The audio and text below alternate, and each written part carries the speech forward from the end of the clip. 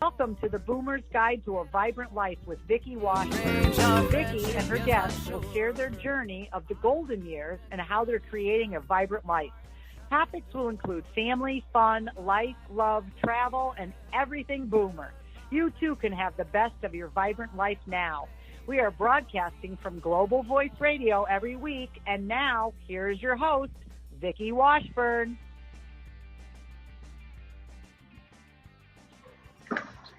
Hello everyone, this is Vicki Washburn.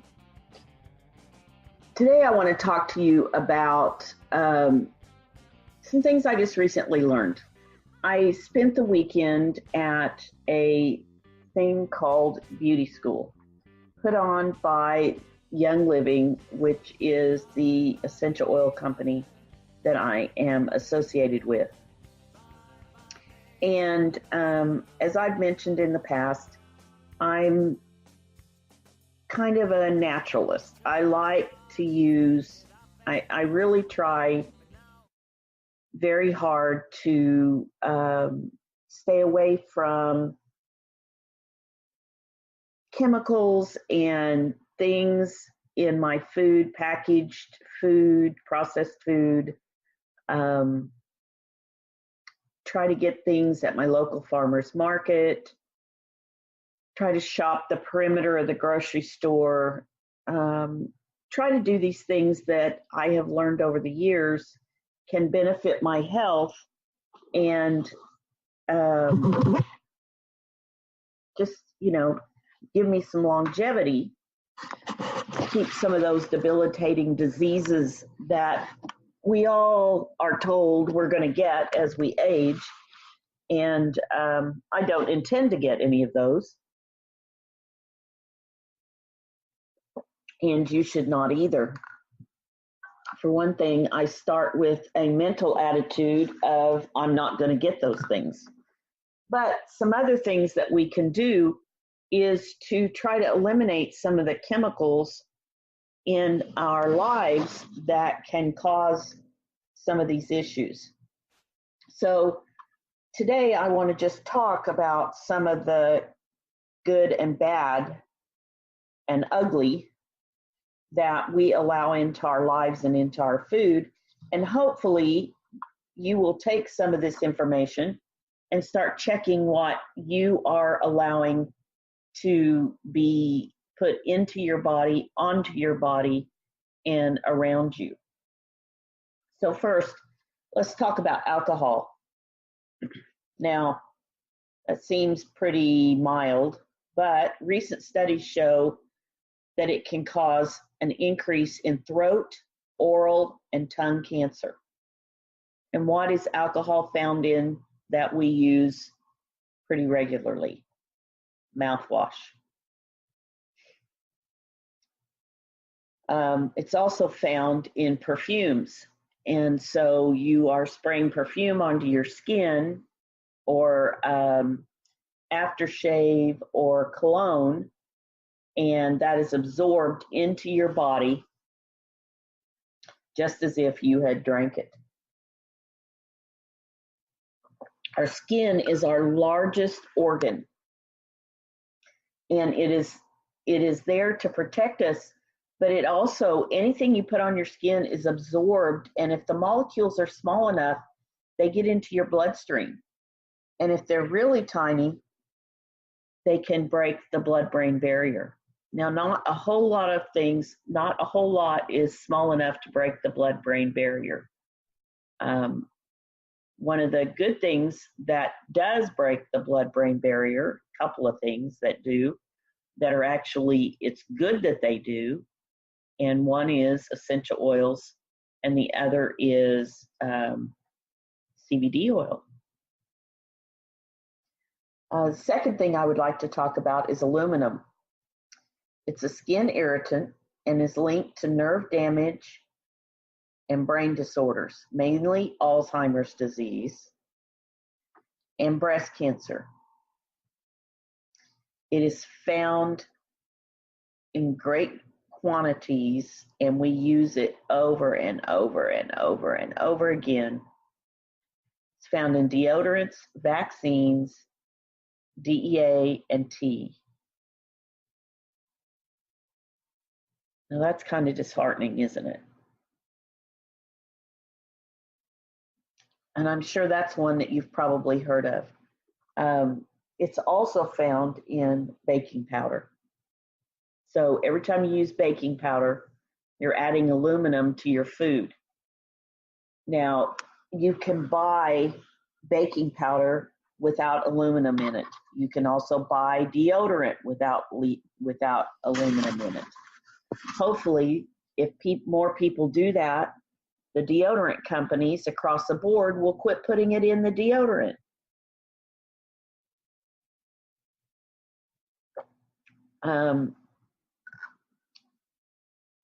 I'm sorry, I said that the DEA and the T, that deodorant is in it. That is actually my next chemical. DEA and TEA. They are a potential carcinogenic that is most commonly used as a foaming boosting surfactant, emulsifier, and dyeing agent.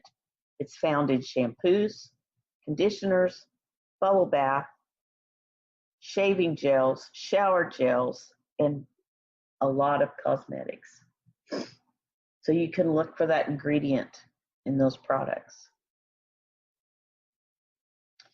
The next chemical is propylene glycol.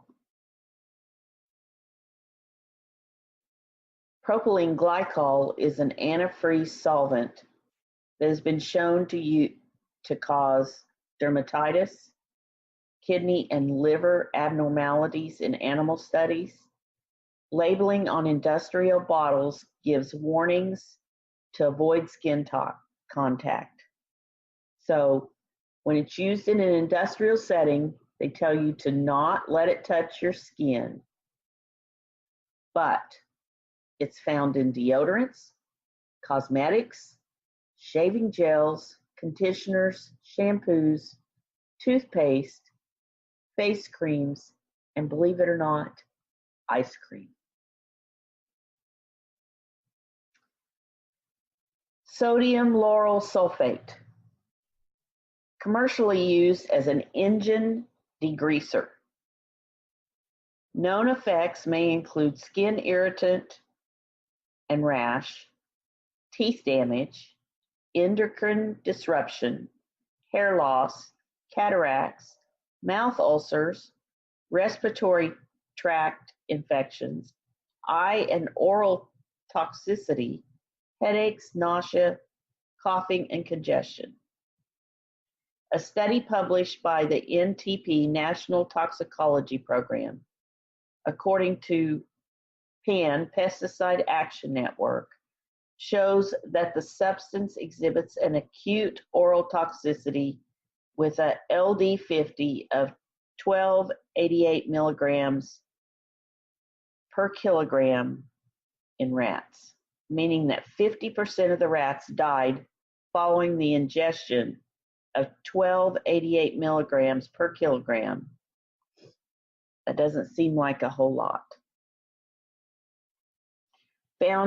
This substance is found in shampoos, toothpaste, mouthwash, hand creams, lotions, and cleansers. Now, if you get to looking, sodium lauryl sulfate is in so many cleaning products, and it's what helps it to suds. And so if you have a product such as shampoo that doesn't suds a lot, it probably doesn't have a lot of sodium lauryl sulfate in it. And one of the things you can do in those products to help it to suds more is to add baking soda. Of course, get it without aluminum in it. The next item I want to talk about is talc. Now, this is something that we've all been around most of our lives. Of course, we know that it's found in baby powder. But talc is a chemical that has been directly linked to ovarian cancer. We've all heard those studies recently. Studies have shown women using talc powder in the genital area have a 60% increase risk of ovarian cancer, and women using feminine deodorant sprays had a 90% increased risk. It's also found in baby powder, feminine powder, and cosmetics. I think it's also found in dry shampoos and maybe some of the dry deodorants. I know also another use for talc is if you have a collapsed lung and they are having a difficult time getting your lung to not keep collapsing, they will inject talc to the up in the tube along the outside of your lung to get it to seal off. I know this because they did it to my mother. Parabens. Now, you've most likely heard about parabens or read about parabens, or you'll see products that say no parabens. This is one that people have become aware of, and products have started changing. Methyl, propyl, ethyl, butyl are used as effective preservatives, but found to be highly controversial. Scientists dispute the dangers, saying paraben preservatives, although rapidly absorbed through the skin, are excreted. However, a recent British study at the University of Reading, conducted by Dr. Philippa Darby and colleagues on 20 different samples of human breast tumors, showed that each sample to have traces of the paraben chemicals. Dr. Darby concluded the detection in human breast tumors is of concern since parabens have been shown to mimic the action of female hormone estrogen. Now, this is kind of the problem with a lot of this stuff, is that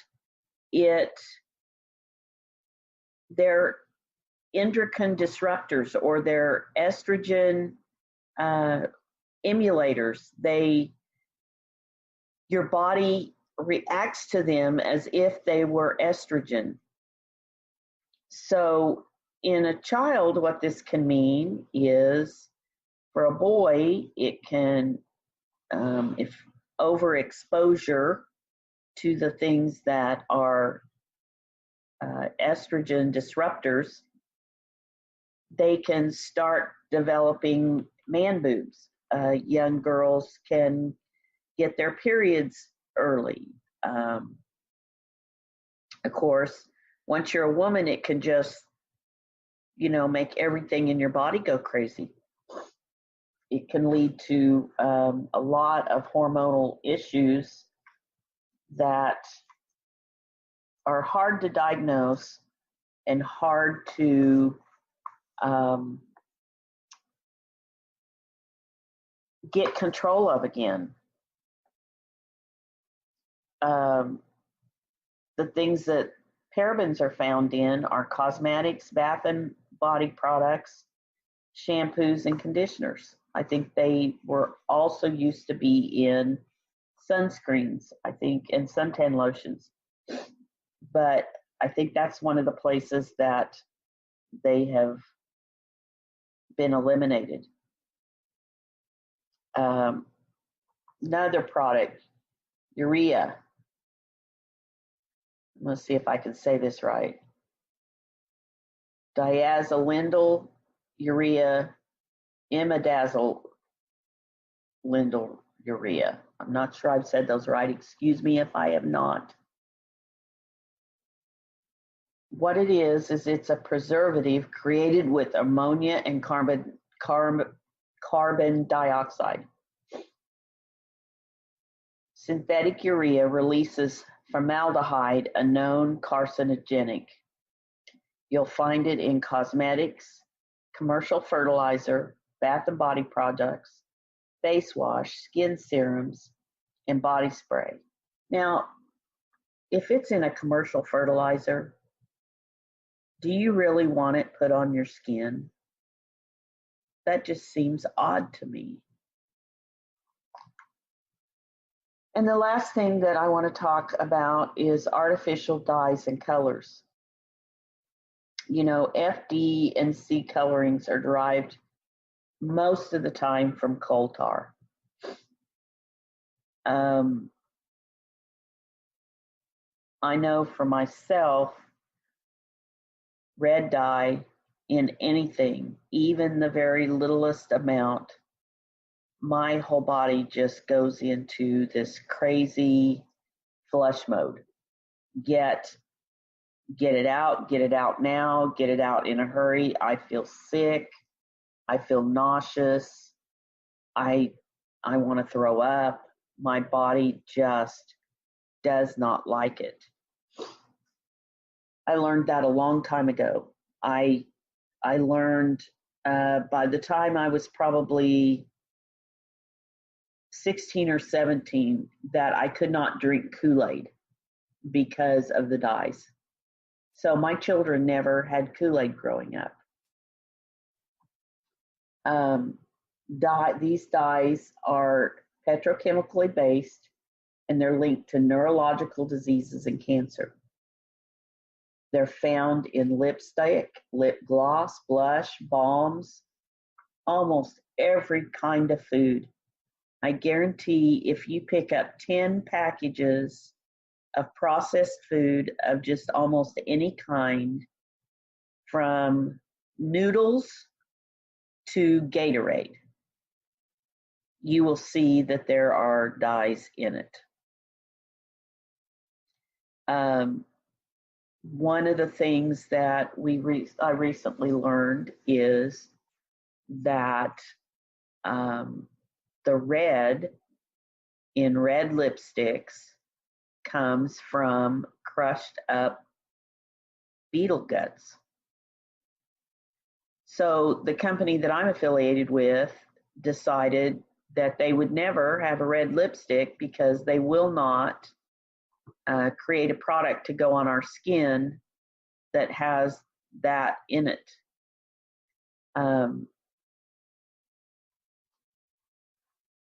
They also decided that they were not going to put these chemicals in there. So that was some of the stuff that I learned this weekend at beauty school. Here's some things that I learned that are good in your products. MSM, which has a really long name that I can't say. So MSM, we've all heard about MSM. It's in a lot of joint products, MSM, chondroitin, what do they usually put with what's the third thing? I can't think of it. But anyway, MSM is a very good thing for our bodies. I first heard of DMSO, which was a horse liniment and has been used in the equestrian area for years and years on horses.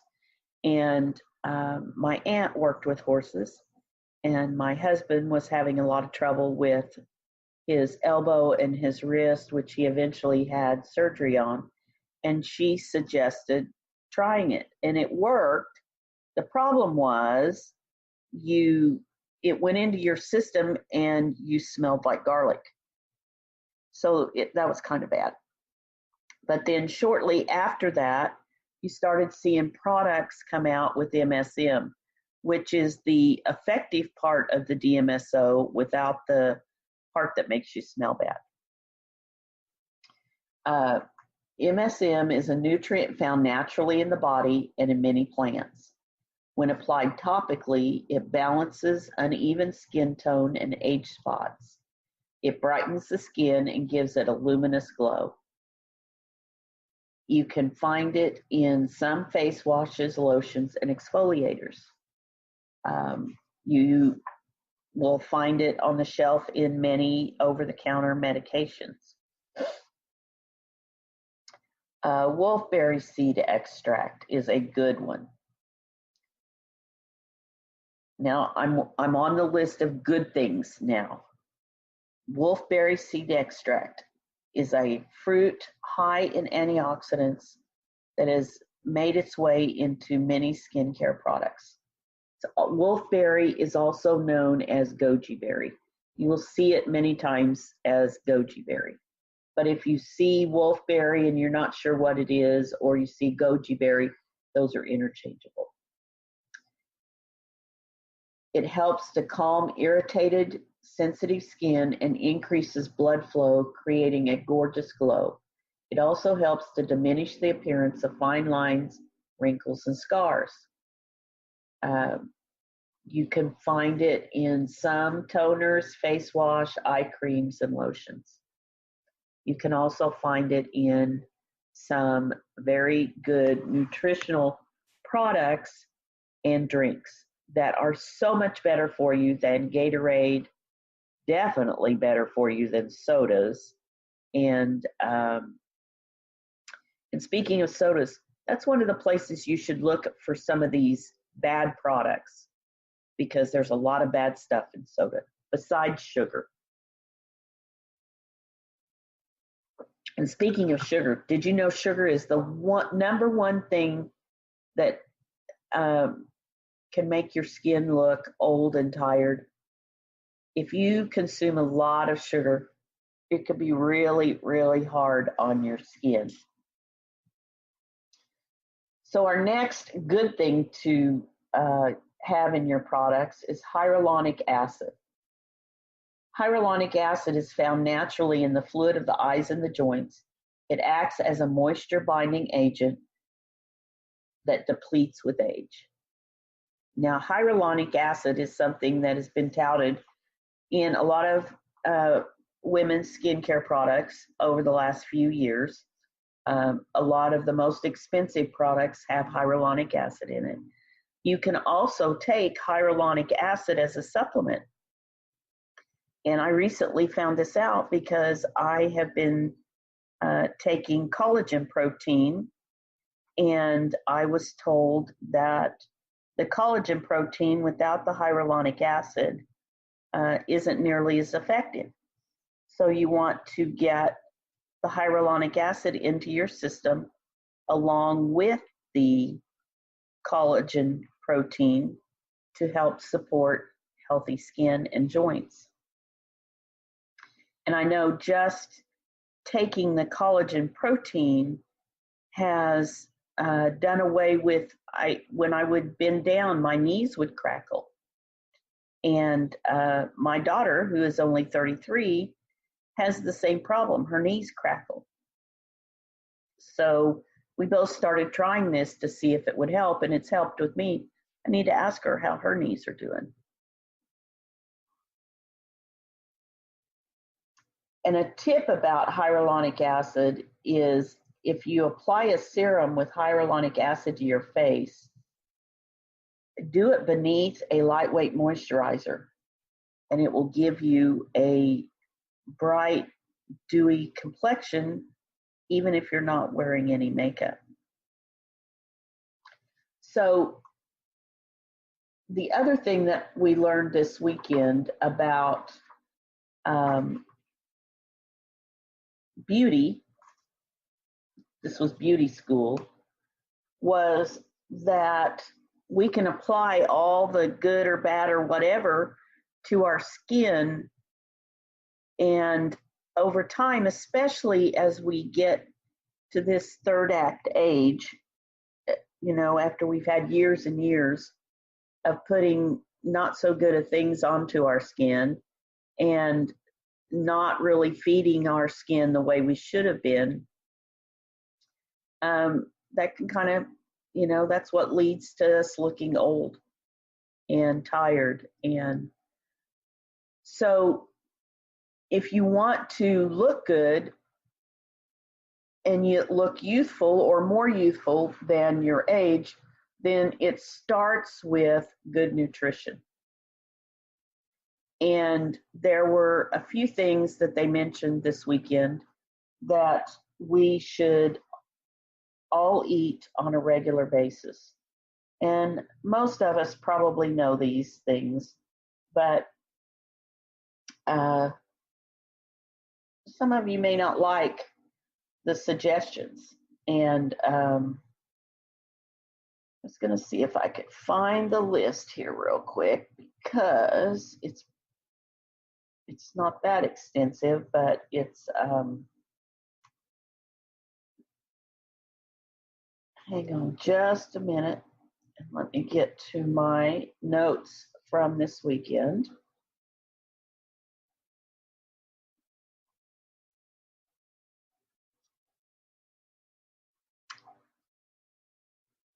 So one of the things I know that was included in that list was Brussels sprouts. I happen to love almost everything that they had on the list, thankfully.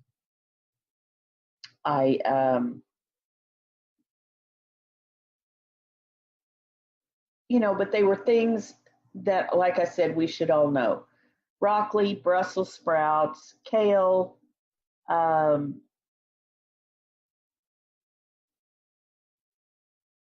avocados, goji berries, cherries,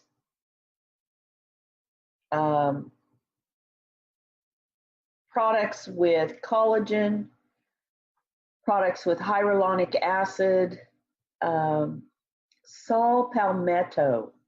Now, saw palmetto is one of those products that is mostly touted for male prostate support, but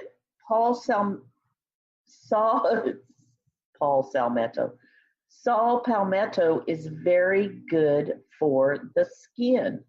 It helps to rebuild and restore the skin's healthy, strong foundation. So that is an easy thing to get. You can find that product everywhere.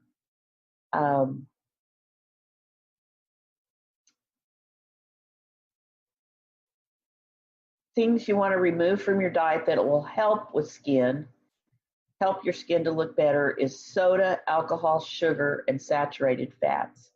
Now, some saturated fats you gotta have. Your body actually works better on a little bit of fat. And so, but what we want to do is remove as many of the endocrine disrupting chemicals from our bodies as we can. Phthalates is another really bad one. And phthalates are in so much makeup. It's in just almost every beauty product, shampoo, just unbelievable. It's used in colored cosmetics, skincare, lip balm, and fragrances. It's an endocrine disruptor and a hormone disruptor. Mineral oil. Mineral oil is made from petroleum. It clogs the pores. It can cause breakouts, premature aging, negative hormone and immune effects. It's commonly found in lotions, creams, and ointments. Lead. There is actually lead still found in some cosmetics. It's something that you'll need to really look for, and I can't give you a list of what those are, but it is still found in some of those things.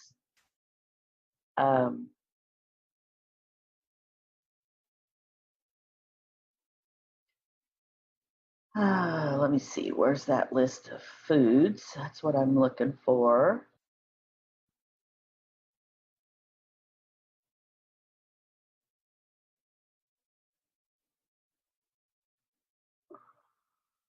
Of course, alcohol is not good for the skin. So here's some facts about sugar. Foods most damaging to the skin, number one is sugar. Americans consume 22 to 40 teaspoons of sugar per day. Soda added, just a second, can't read here. Added sugar to drinks, candy, cookies, and other baked goods create high glycemic grains dried fruits and concentrated sugars, condiments, refined carbohydrates, chips, and crackers. Stop your sugar intake and see the difference in how radiant your skin looks. That's a lot of sugar. Your skin is your largest organ. It works two ways. One is to protect you. One is to absorb.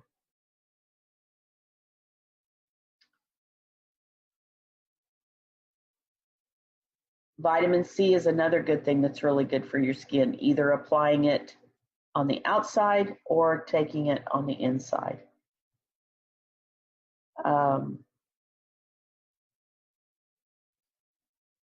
Skin-loving foods, 1 or 2 ounces of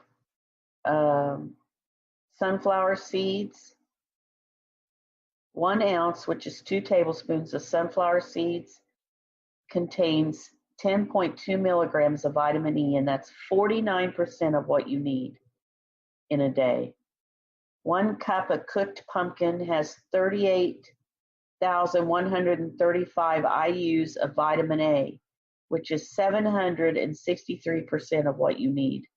And vitamin A is very good for your skin. Pumpkin, that's an easy thing you can add to your diet. Olive oil. Researchers noticed fewer signs of photoaging in participants who reported eating the highest amounts of olive oil. Well, we've all known that olive oil is good for us. It's really good for your skin. More skin-loving foods. Kidney beans with great levels of zinc to combat blemishes. Avocados and chia seeds contain EFAs. Cocoa, 70% minimum, is high in polyphenols. Walnuts, with vitamin E and B to reduce the signs of aging. I love walnuts. Zinc glycinate. It's vital trace mineral for healthy skin. 6% is in skin. It protects the skin from harmful ultraviolet rays. It may assist in increasing vitamin A levels in the skin. It's found in oysters, beef, lamb, toasted wheat germs, spinach, pumpkin seeds, squash seeds, nuts, dark chocolate, pork, chicken, beans, and mushrooms. So you see, there's just some really simple things that we can do that can help our skin look more youthful and can help our body to stay stronger and healthier by eliminating a lot of the toxins and supporting our body and our health with good nutrition and good products that we put on and in our body. So as you go out this week, I hope that you'll take some time and look at the products that you're using and maybe start making a switch to some products that are healthier for you, that will help you to stay more vibrant as you continue down this path called life. This is Vicki Washburn with A Boomer's Guide to a Vibrant Life. I hope you've enjoyed this little segment on things that are good and bad for your skin and for looking youthful. If you want to follow me, you can follow me at My Life Redesigned on Facebook, Instagram, and Twitter. You can also go to my website, which is VickiWashburn.com. Thank you for listening and have a vibrant week.